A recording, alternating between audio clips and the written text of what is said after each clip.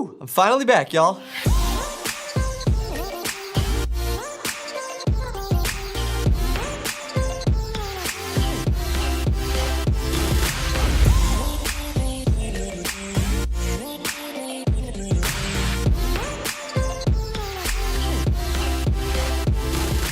What's up, guys? Taylor Moore here. Today is a huge day because I'm finally in my new YouTube studio. Woo! This is so exciting. I mean, just look at this place.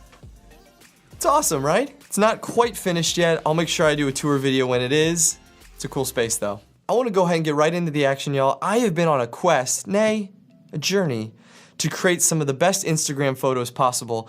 I'm not there yet. I'm still working on it, but I discovered the Lightroom app for the iPhone, and it is a serious game changer. Stick with me if you want to see why that app is so awesome and some of the features of it. Otherwise, if you want to just jump straight into the editing, you can jump to this time here. All right, let's take a look at it. So first things first, when thinking about the camera on your smartphone, it really is a very incredible camera. It's very capable, but the Lightroom app allows you to take it a step further by taking full advantage of that camera with the first major feature of being able to use the native camera app within Lightroom to take photos in RAW. Be forewarned, the file sizes are quite a bit bigger, but they are going to give you so much more flexibility when it comes to editing. Really worth it, especially if you know the photos that you're taking are going to be edited later. The second major feature in the camera is something called Pro Mode, which gives you all the flexibility of a DSLR in terms of editing exposure, white balance, shutter speed. If you really want to fine-tune your photos, you now have the ability to do that natively within the app. Now moving on to the next major feature of this app is the whole suite of editing tools. So for those of you unfamiliar with Lightroom, Lightroom started as a desktop app that has now been migrated over to mobile, and this mobile app has all, or if not close to, all of the features of the desktop app. This is incredibly convenient, so if you're on the go and you need to edit photos on the fly, you're gonna have a lot of the same tools that you would on your desktop or laptop. So these tools include exposure, highlights, whites, shadows, saturation, color mix, selective editing tools, which I'm gonna show off soon. Really amazing what they've managed to pack into a free iPhone application. After all this is said and done, this app lets you export your photos at the highest possible resolution with as much detail as possible so that when you dump that into Instagram's compression system, you're maintaining as much detail in that picture as humanly possible. So we know this app rocks. Now I want to walk you through an edit to show you how to create the absolute best photo that you possibly can, optimized for Instagram. All the steps are going to show up right here. So if you don't really want to watch, these are what I'm doing. Otherwise, if you want to see how to turn this photo into this photo, stick with me. That's where we're going.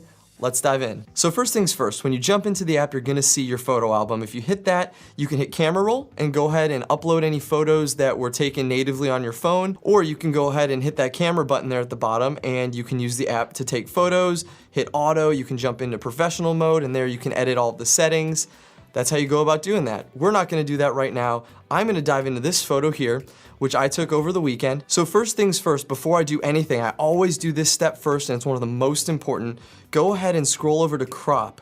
Under crop, you're gonna hit 3:4. That's the aspect ratio, and we're gonna change this to 4:5.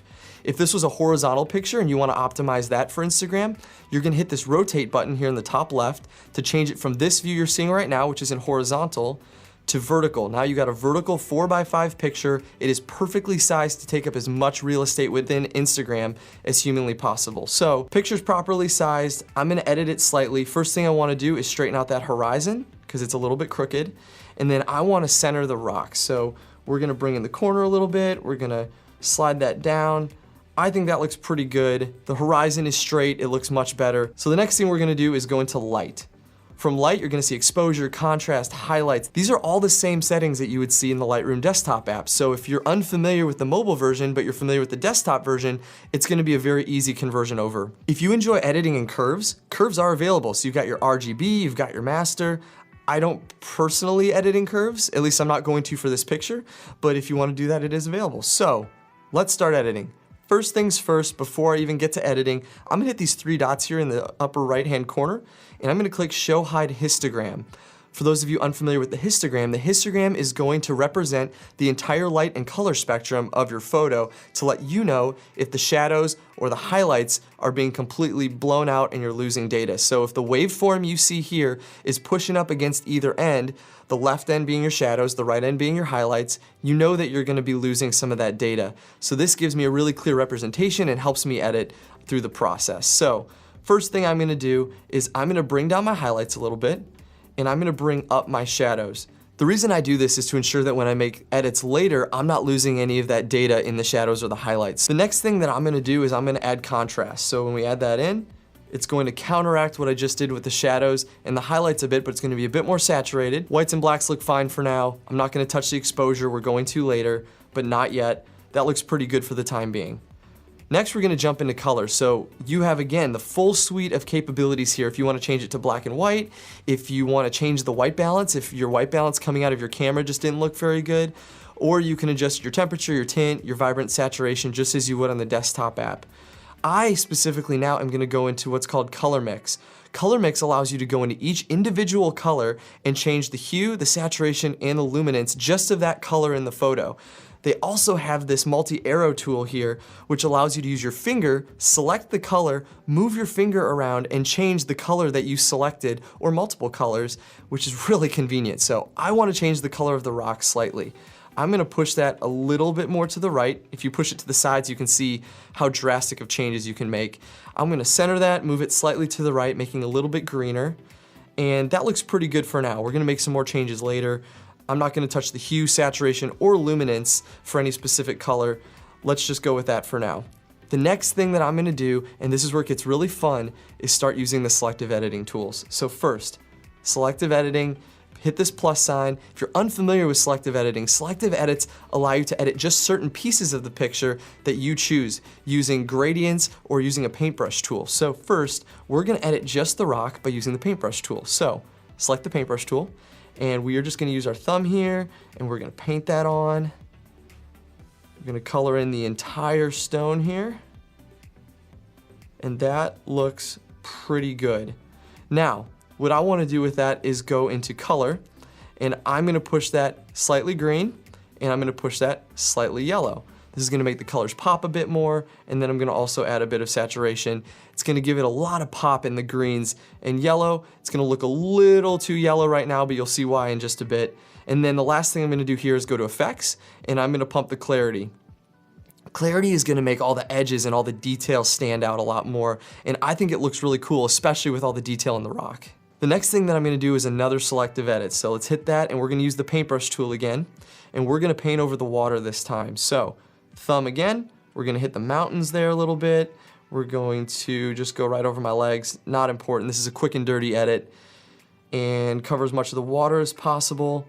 And then you can see here that I leaked a little bit onto the rocks. We're gonna hit this erase tool, and we're just gonna erase that little bit of leak there onto the stone. And that looks pretty good for what we're doing. Now I'm gonna go into light.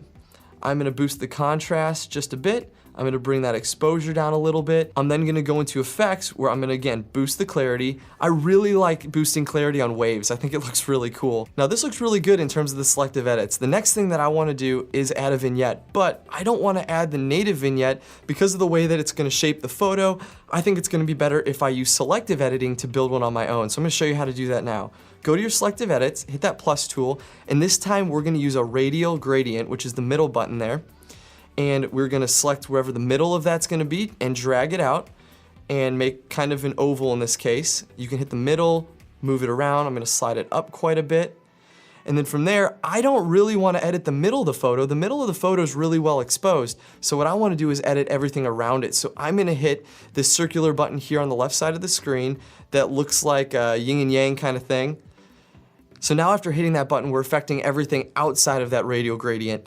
And we're gonna go back into light, and we're gonna bring that exposure down just a tad. Not too much. I think that looks pretty good. Just a little something to make the middle of the photo just kind of stand out a little bit, make it look a little bit grittier. Now, the sky and everything, it looks a little grungy, so I'm gonna go back into color, and I'm gonna shift the overall temperature of the photo a little bit colder. And I think that looks really cool, but now it's making the rock look a little bit too green. So I'm gonna go back into selective edits. I'm gonna hit the dot here, which represents the paint on that I did of that rock. And I'm gonna go back into color, and I'm gonna bring out the yellows just a little bit more. And this is going to counteract the blue of the rest of the photo. And that looks pretty good. It is now popping, the rock looks great, the rest of the photo has kind of a blue tint to it.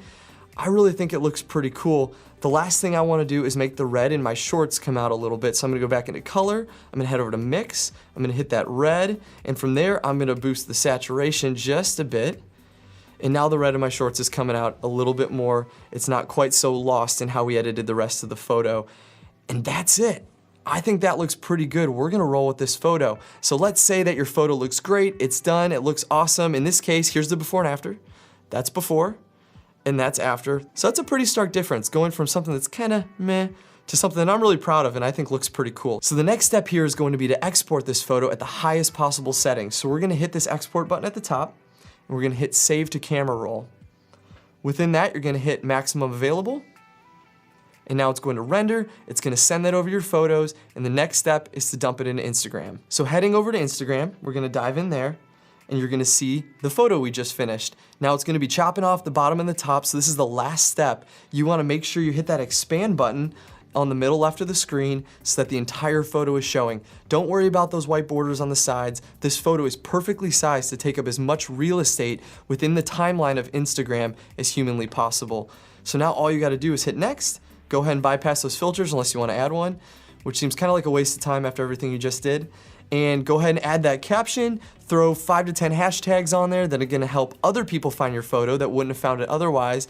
And that's it. Now you know how to take the highest resolution photos, edit those photos, export them, and produce some of the best content possible for Instagram, all from your phone without having to dump it in your computer and export and do all that crazy stuff.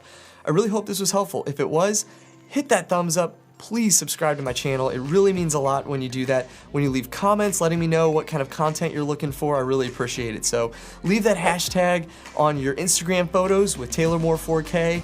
I wanna see what you're producing. Maybe I'll even hit that follow button on your Instagram channel. So thanks for following me, guys. I really appreciate you watching. I will catch you in the next one. See ya.